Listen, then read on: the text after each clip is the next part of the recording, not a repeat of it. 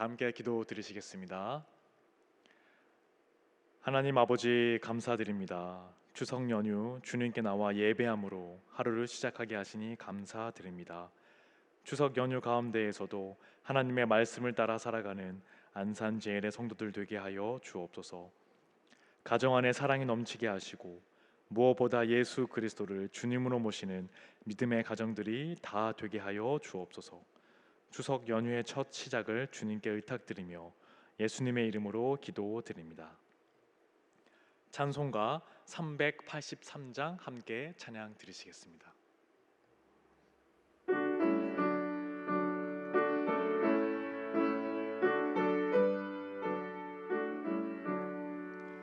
눈을 들어 산을 보니 도움 어디서 오나.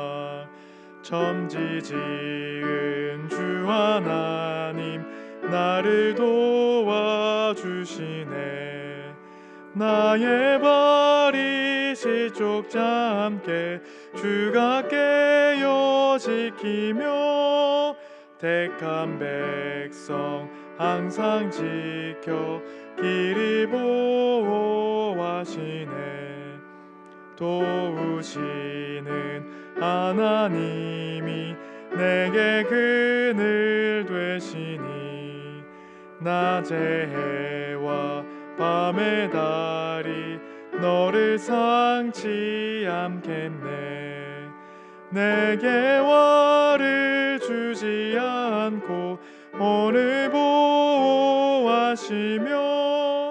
너의 출입 지금부터 영영 인도하시리. 아멘.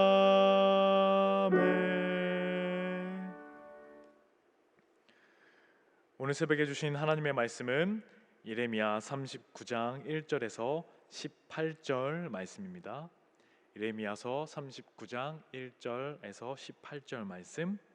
생명의 삶은 162면 163면에 있습니다. 예레미야 39장 1절에서 18절 말씀을 제가 봉독하겠습니다. 유다의 시드기야 왕의 제9년 열째 달에 바벨론의 느부갓네살 왕과 그의 모든 군대가 와서 예루살렘을 에워싸고 치더니 시드기야의 제11년 넷째 달 아홉째 날에 성이 함락되니라. 예루살렘이 함락되매 바벨론의 왕의 모든 고관이 나타나 중문에 앉으니 곧 네르갈사레셀과 삼갈레부와 내시장 살스기미니. 네르갈사레셀은 궁중장관이며 바벨론의 왕의 나머지 고관들도 있더라.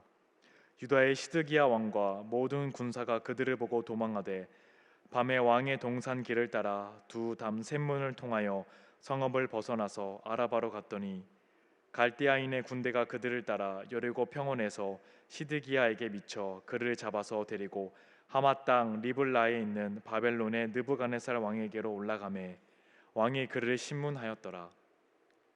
바벨론의 왕이 리블라에서 시드기야의 눈앞에서 그의 아들들을 죽였고 왕이 또 유다의 모든 귀족을 죽였으며 왕이 또 시드기야의 눈을 빼게 하고 바벨론으로 옮기려고 사슬을 결박하였더라.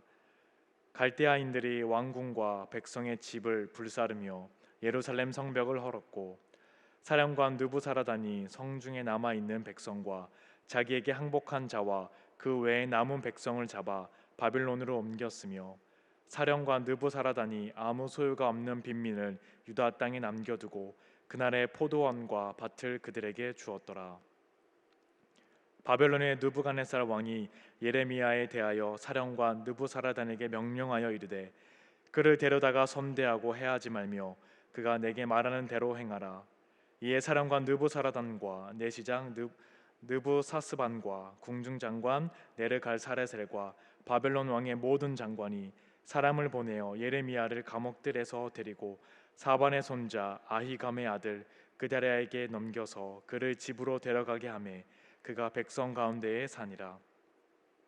예레미야가 감옥들에 갇혔을 때에 여호와의 말씀이 그에게 임하니라. 이르시되 너는 가서 구수인 에벤멜렉에게 말하기를 만군의 여호와 이스라엘의 하나님의 말씀에 내가 이 성에 재난을 내리고 복을 내리지 아니하리라 한 나의 말이 그날에 내 눈앞에 이루리라.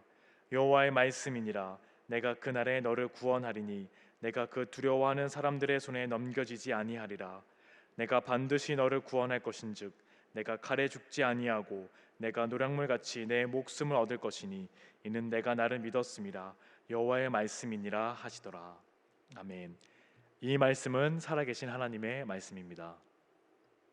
오늘 새벽 온라인으로 예배 드리시는 여러분에게 하나님의 귀한 은혜가 함께 하시기를 축복합니다.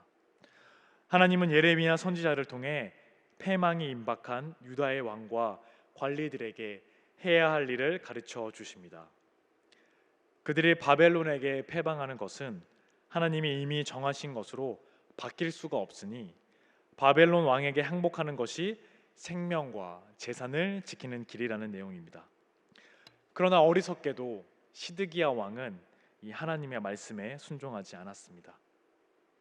그가 예레미야에게 여호와의 예언을 구하는 것을 보면 하나님의 말씀을 완전히 무시하지는 않았지만 말씀에 대한 그 확신이 없었음을 알 수 있습니다.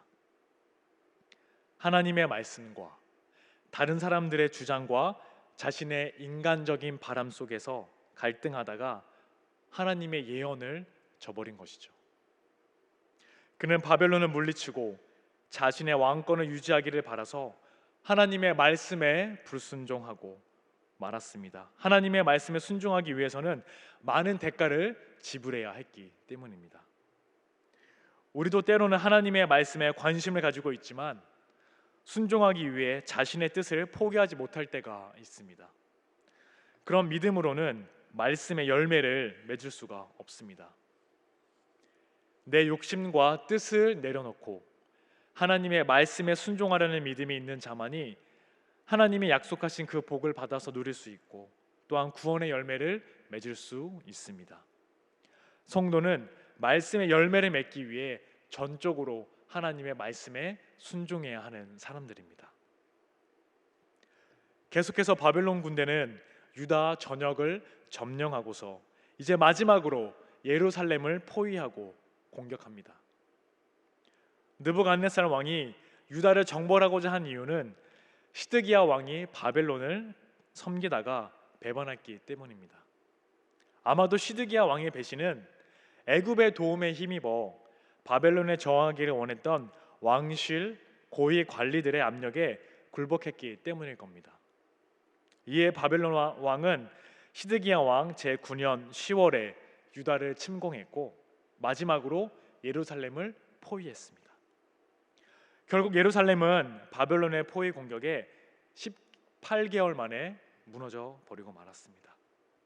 예루살렘의 함락 직후 바벨론 왕의 모든 고위 관리들이 도성 안으로 들어와 예루살렘 북쪽의 중문에 앉았습니다. 구약 성경에서 오로지 여기에만 나오는 이 중문은 예루살렘 도성 안에 두 지역을 연결하는 중간 통로 역할을 하던 문으로 보입니다.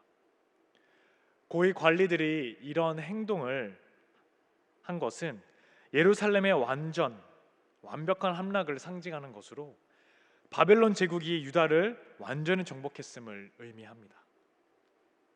예루살렘 함락 시점에서 시드기야 왕과 모든 군사는 비밀 통로를 통해서 예루살렘 남쪽 아라바 지역으로 도망쳤습니다. 그러나 갈대인의 군대가 추격해서 여리고 평원에서 시드기야 왕을 사로잡습니다. 그들은 사로잡은 시드기야 왕을 북쪽 하맛 땅의 림나에 있는 느부갓네살 왕에게 끌고 갔습니다. 이 느부갓네살 왕은 전쟁에 직접 참여하지 않고 림나의 사령부를 두고 거기서 군대를 지휘했습니다. 예루살렘의 포위 공격과 점령은 그 사령관인 느부사라단이 주도했습니다. 느부갓네살 왕이 림나에 머문 이유는 그곳이 애굽과 메소포타미아를 연결하는 군사도로의 중간 지점으로 전략상의 요충지였기 때문입니다. 아마도 느부갓네살 왕은 시드기야 왕의 배신 행위를 추궁하면서 책임을 물었을 겁니다. 시드기야의 면전에서 그의 아들들을 죽이고 유다의 귀족들도 처형했다는 사실이 그 점을 잘 보여주고 있습니다. 느부갓네살 왕은 또한 시드기야 왕의 눈을 빼게 하고 그를 사슬로 결박해서 바벨론으로 끌고 왔습니다. 시드기야 왕이 두 눈을 잃기 전 마지막으로 본 것은 아들들이 처형당하는 모습이었습니다. 시드기야가 하나님의 말씀에 순종했더라면 그렇게 잔혹한 일들은 겪지 않았을 겁니다. 바벨론 왕이 예레미야를 선대한 것을 보면 알 수 있습니다. 느부갓네살 왕은 예레미야의 예언을 알고 있었고 하나님의 뜻대로 예언한 예레미야를 감옥에서 풀어주었습니다. 이 또한 하나님이 예레미야에게 주신 그 예언의 성취였습니다. 하나님은 그 성에 재난을 내리실 때 예레미야는 죽지 않을 것이라고 말씀하셨습니다. 예레미야가 하나님을 믿었기에 하나님이 생명을 보호해 주신다라는 그 약속이었습니다. 여기서 시드기야의 불신앙과 예레미야의 믿음이 대조되어서 나타납니다. 하나님의 말씀을 선포하실 때 그 말씀에 대한 순종과 불순종의 반응에 따라 운명이 갈라지게 되는 것이죠. 이러한 영적 원리는 궁극적으로 영원한 질병과 영원한 생명으로 갈라지는 마지막 심판과 구원으로 성취됩니다. 예수 그리스도를 통해 계시하신 복음은 세상 모든 사람들을 둘로 영원히 나눠지게 합니다. 성도는 복음을 믿고 그 말씀에 순종함으로 복음에 합당한 삶을 사는데 모든 것을 걸어야 합니다. 심지어는 생명까지도 내어놓더라도 하나님의 말씀에 순종할 때 하나님의 약속하신 영원한 생명과 복을 누릴 수 있기 때문입니다. 바울은 디모데후서 3장 12절에서 경건하게 살고자 하면 핍박을 받으리라고 단언했습니다. 구원의 열매를 맺는 참 믿음은 희생과 고난도 감내하면서 하나님의 말씀에 순종하는 자의 것입니다. 그러한 참 믿음을 소유하시는 저와 여러분 되시기를 축복합니다. 8절 말씀을 보시면 바벨론 군대는 예루살렘 왕궁과 백성의 집까지 모두 불태웠습니다. 그리고 예루살렘 성벽도 파괴했습니다.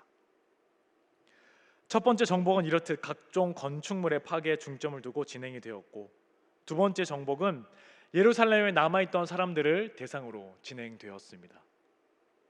느부사라단은 예루살렘에 남아있던 백성과 자기에게 항복한 자들, 그리고 그 외에 남은 백성들을 포로로 잡았습니다.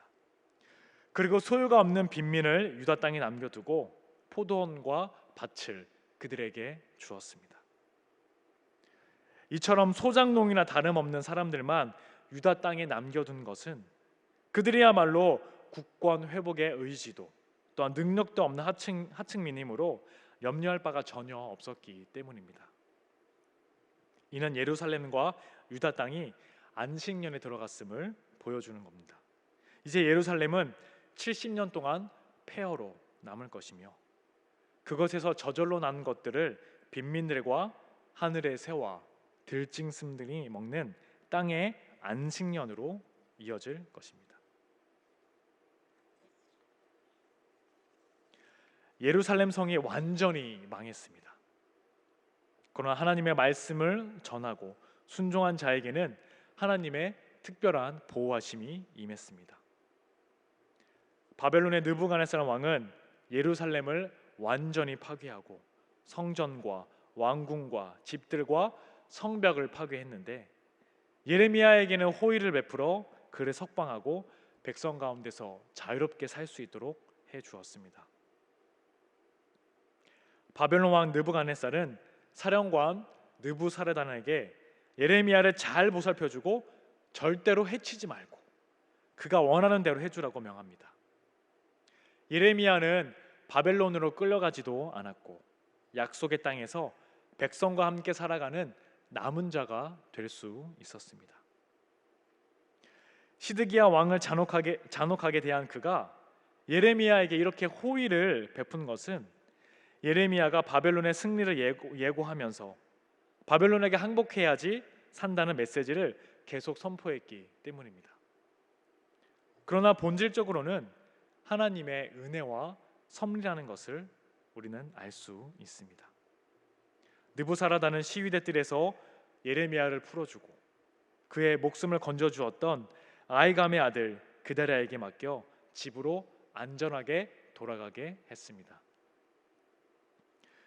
우리아를 죽인 여호야김 왕의 무리에게서 예레미야를 지켜주었던 그다랴는 느부갓네살 왕에 의해 유다 땅의 새로운 총독으로 임명이 되는데 나중에는 왕족 이스마엘에게 살해를 당하게 됩니다. 어찌되었던 예레미야는 시위대 뜰에서 벗어나 백성 가운데 자유롭게 살게 되었습니다. 계속해서 오늘 39장 말씀을 보면 시드기야의 비참한 운명을 예레미야와 에벤멜렉에게 주어진 은총과 대비를 시키고 있습니다. 여호와의 말씀에 불순종한 자와 순종한 자의 운명이 어떻게 다른지를 교훈하기 위한 것이죠. 15절에서 18절은 여호와께서 예레미야에게 결정적인 도움을 준 구스 사람 에벤멜렉에게도 은혜를 베푸시기로 작정하셨음을 강조하고 있습니다. 여호와께서는 예레미야가 아직 시위대 뜰에 갇혀 있을 때 에벤멜렉을 향한 구원의 메시지를 주셨습니다. 그런데 시위대 뜰이 비교적 자유로운 곳이기는 했겠지만은 마음대로 벗어날 수 있는 곳은 아니었기에 예레미야는 아마도 누군가를 시켜서 이 구원 메시지를 전달했을 겁니다. 에벤멜렉은 예루살렘의 멸망을 두 눈으로 보게 되겠지만 예레미야가 전한 하나님의 말씀을 믿었기 때문에 구원을 받을 수 있었습니다. 아무리 세상에 어려운 일이 임한다고 하더라도 하나님의 말씀을 믿고 순종한 자들은 하나님의 보호를 받게 마련입니다. 중요한 것은 시드기야 왕처럼 말씀에 순종하지 않고 머뭇거리고 있어서는 안 된다라는 사실입니다. 언제 닥칠지 모르는 재앙을 대비하는 길은 하나님의 말씀에 순종하는 길뿐입니다. 그 누구도 두려움을 피할 수는 없습니다. 하지만 하나님을 의뢰하고 그 말씀에 순종하는 자들은 어떠한 두려움도 이길 수 있습니다. 사망 권세를 이기신 예수 그리스도께서 우리에게 영원한 생명을 주셨고 성령 하나님이 우리와 늘 함께 하시기 때문입니다. 이 사실을 온전히 믿고 주님의 인도하심을 따라야 합니다. 믿고 순종함으로 세상의 모든 고통과 두려움으로부터 승리하시는 저와 여러분 되시기를 간절히 축복합니다. 기도하시겠습니다. 살아계신 하나님 감사합니다. 우리는 주님께 기도한다고 하면서 우리의 만족과 유익을 구할 때가 많았습니다. 주님, 이제는 나의 뜻을 구하기보다 하나님의 뜻을 구하게 하시고 어떤 상황과 환경에서든지 주님의 말씀에 순종하며 나아가는 우리 되게 하여 주옵소서. 오늘 감사의 마음으로 귀한 예물 주님께 드렸습니다. 어려운 시기 예물이 쓰여지는 곳곳마다 하나님의 사랑과 은혜가 널리 전하게 하여 주옵소서. 고은 원로 목사님, 허용환 담임 목사님 영육간에 강건하게 하시고 성령으로 충만하게 하셔서 이 시대에 주님의 종으로 귀하게 쓰임 받을 수 있도록 주여 역사하여 주옵소서. 오늘 하루를 주님께 의탁드리며 예수님의 이름으로 기도드립니다. 아멘. 하늘에 계신 우리 아버지, 아버지의 이름을 거룩하게 하시며 아버지의 나라가 오게 하시며 아버지의 뜻이 하늘에서와 같이 땅에서도 이루어지게 하소서. 오늘 우리에게 일용할 양식을 주시고 우리가 우리에게 잘못한 사람을 용서하여 준 것 같이 우리 죄를 용서하여 주시고 우리를 시험에 빠지지 않게 하시고 악에서 구하소서.